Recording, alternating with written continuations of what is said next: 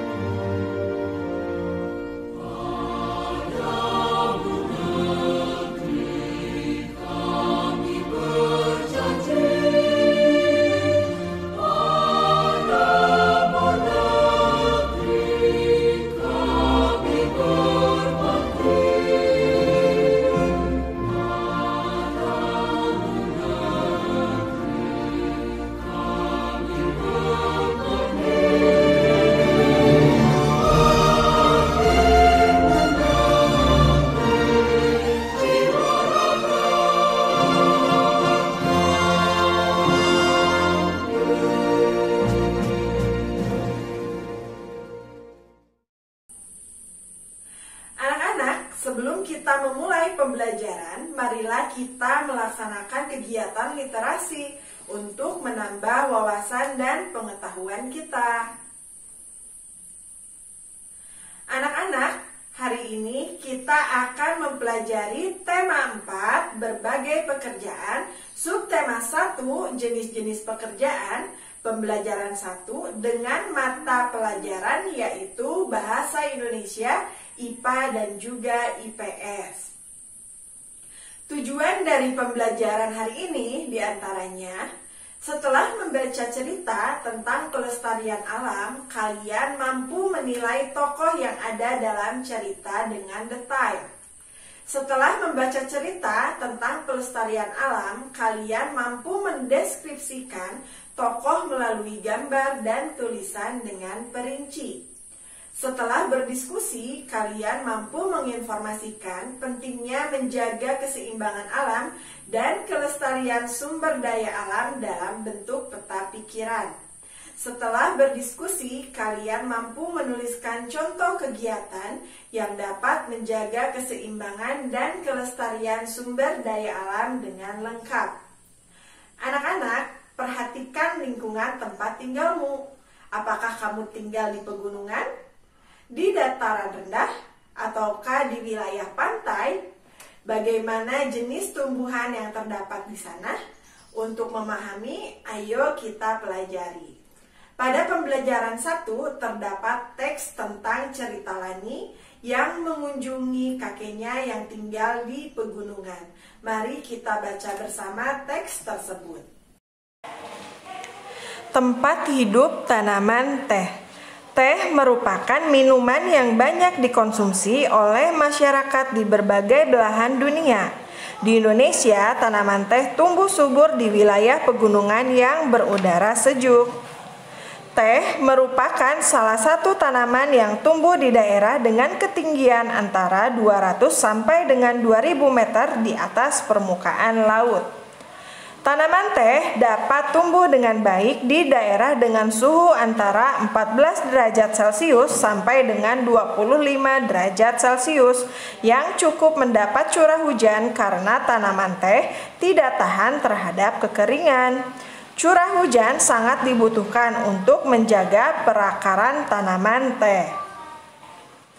Di Indonesia, perkebunan teh tersebar di beberapa wilayah pegunungan di Pulau Jawa dan Sumatera. Kedua pulau tersebut sangat mendukung pertumbuhan teh karena tanahnya yang sangat subur. Beberapa daerah perkebunan teh di Pulau Jawa antara lain Ciwidey dan Bogor di Jawa Barat, Brebes dan Wonosobo di Jawa Tengah, dan Malang di Jawa Timur. Adapun perkebunan teh di Pulau Sumatera antara lain di Simalungun, Sumatera Utara, dan Kerinci di Jambi. Pohon teh juga berfungsi untuk mencegah terjadinya erosi. Tanaman teh yang ditanam berjajar rapi dengan jarak 1 meter dapat menahan derasnya aliran air sehingga tanah tidak terkikis terbawa air. Jadi, selain berfungsi sebagai bahan minuman, teh juga berfungsi untuk menjaga lingkungan. Lalu, bagaimana proses pengolahan teh? Amati gambar berikut ini. Untuk mengolah teh menjadi minuman, banyak jenis pekerjaan yang terlibat. Ada penanam teh, pemetik teh, penggiling daun teh, dan pengemas teh. Secara garis besar, proses pengolahan teh meliputi pemetikan daun teh, mengolah daun teh, dan pengemasan daun teh. Untuk mengolah teh menjadi minuman, banyak jenis pekerjaan yang terlibat. Ada penanaman teh, pemetik teh, penggiling daun teh, dan pengemas teh. Setiap tanaman yang kita konsumsi harus dijaga kelestariannya, begitu juga tanah yang ditanaminya. Tanaman dan tanah adalah sumber daya alam yang harus kita jaga keberadaannya. Penggunaan yang berlebihan akan merugikan kita. Beberapa cara yang dapat kita lakukan untuk menjaga keseimbangan alam dan kelestarian sumber daya alam bagi manusia, diantaranya yang pertama melakukan reboisasi atau penghijauan. Yang kedua, tidak meninggalkan api saat meninggalkan hutan. Yang ketiga, mendaur ulang sampah organik dan anorganik. Yang kelima, menghindari teknik ladang berpindah. Tanaman memberikan manfaat bagi manusia. Apabila tidak berhati-hati dalam memanfaatkannya, tumbuhan akan punah. Manusia akan mengalami kesulitan. Oleh sebab itu, kita wajib menjaga keberagaman tanaman dengan menanam kembali serta menjaga lingkungannya. Bacalah teks berikut ini dalam hati.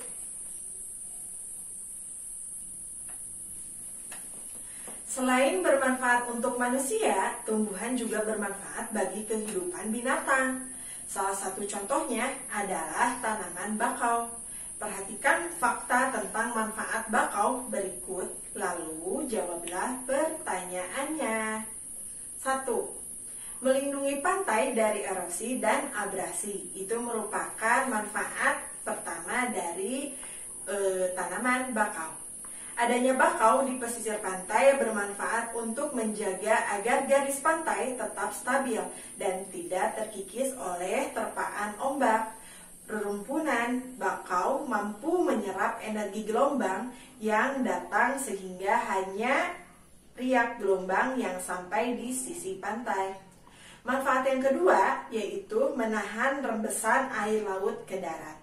Dan yang ketiga, sebagai perangkap zat-zat pencemar dan limbah industri. Yang keempat, menciptakan udara pesisir yang bersih dan segar. Dan yang manfaat yang kelima, menjadi habitat alami berbagai biota darat dan laut.